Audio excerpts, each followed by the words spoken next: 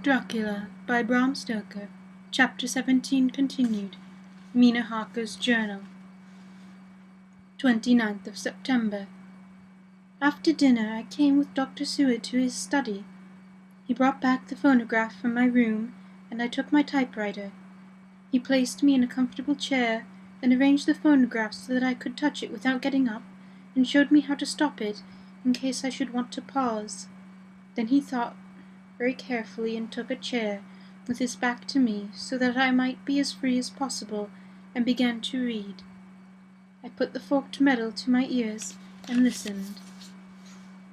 When the terrible story of Lucy's death and all that followed was done, I lay back in my chair, powerless. Fortunately, I am not of a fainting disposition.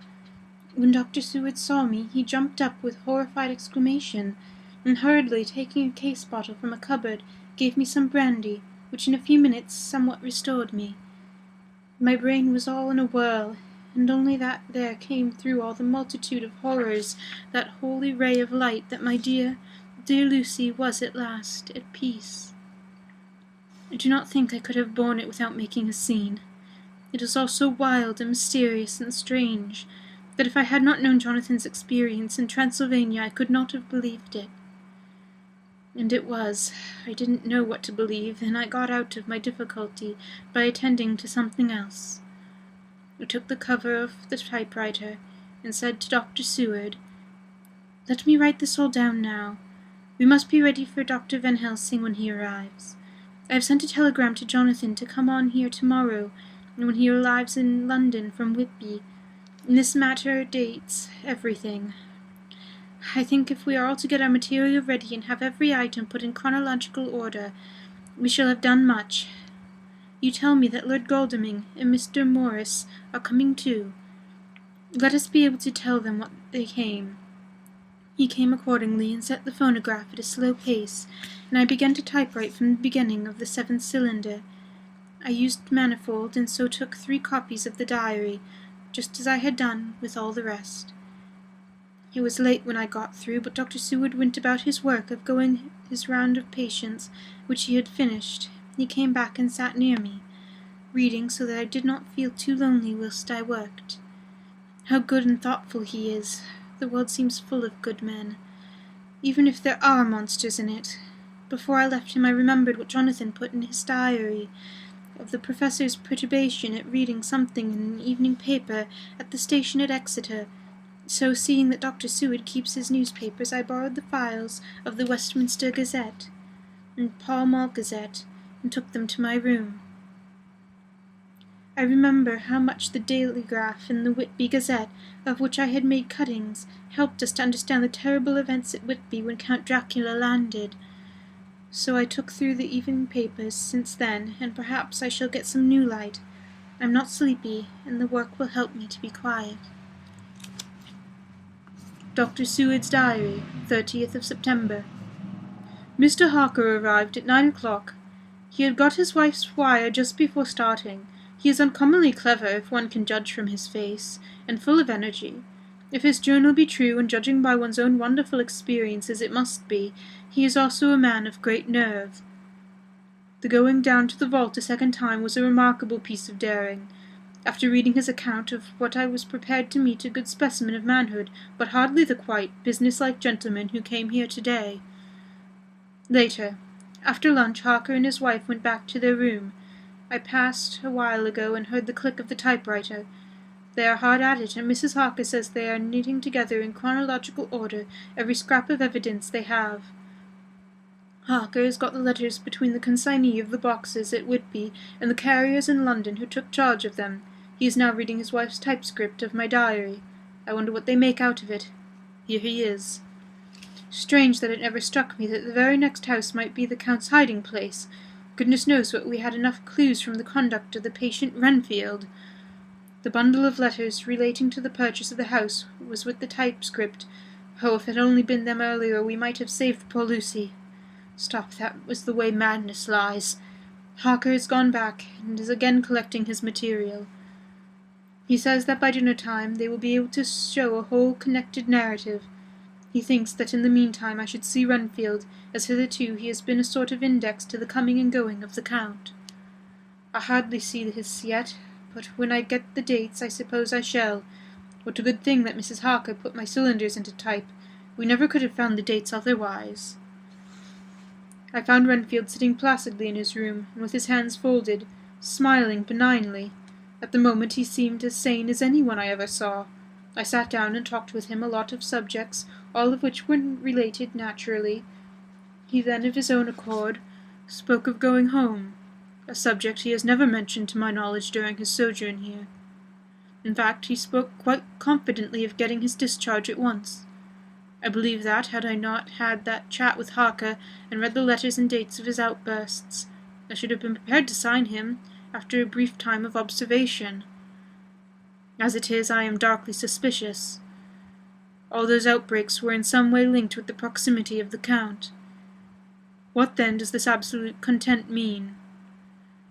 Can it be that his instinct is satisfied as to the vampire's ultimate triumph? Stay, he is himself zoophagous, and in his wild ravings outside the chapel door of the deserted house he always spoke of Master. This all seems confirmation of our idea. However, after a while I came away. My friend is just a little too sane at present to make it safe to probe him too deep with questions. He might begin to think, and then... So I came away. I mistrust these quiet moods of his, so I have given the attendant a hint to look at him closely, and to have a strait waistcoat ready in case of need. Jonathan Harker's Journal. 29th of September. In train to London. When I received Mr. Billingham's courteous message that he would give me any information in his power, I thought it best to go down to Whitby and make on the spot such inquiries as I wanted. I was now my object to trace that horrid cargo of the Count's to its place in London. Later we may be able to deal with it. Billington Jr., a nice lad, met me at the station, and brought me to his father's house, where they had decided that I must stay the night. They are hospitable with true Yorkshire hospitality. Give a guest everything, and leave him free to do as he likes. They all know that I was busy, and that my stay was short, and Mr. Billington had already in his office all the papers concerning the consignment of boxes. It gave me almost a turn to see again one of the letters which I had seen on the Count's table before I knew of his diabolical plans.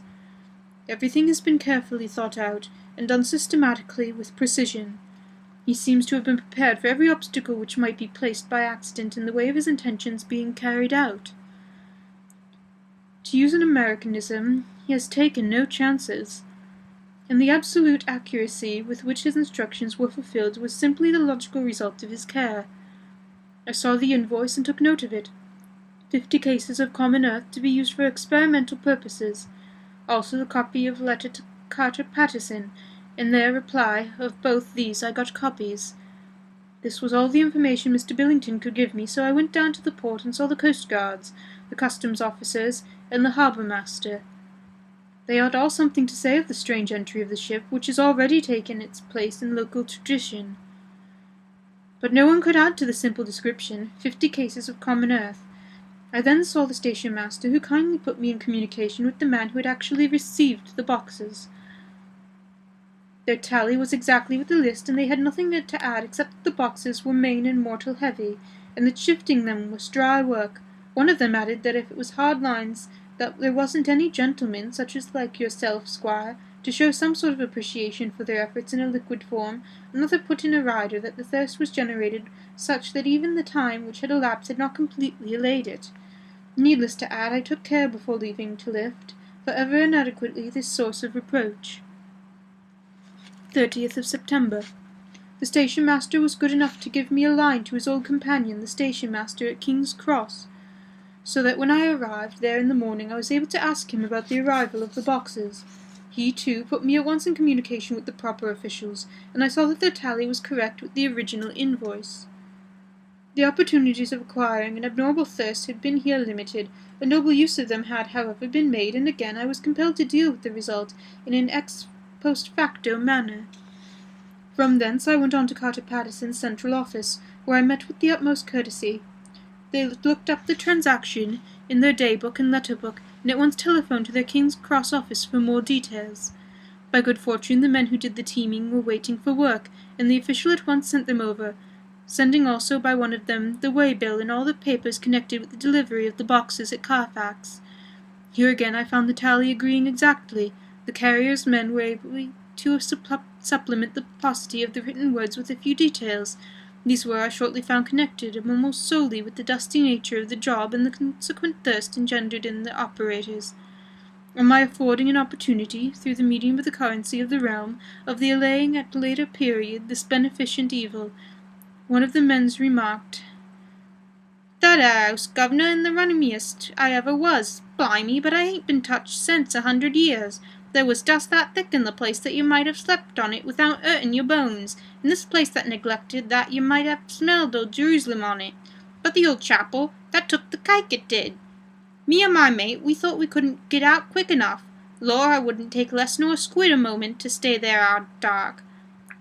Having been in the house, I could well believe him.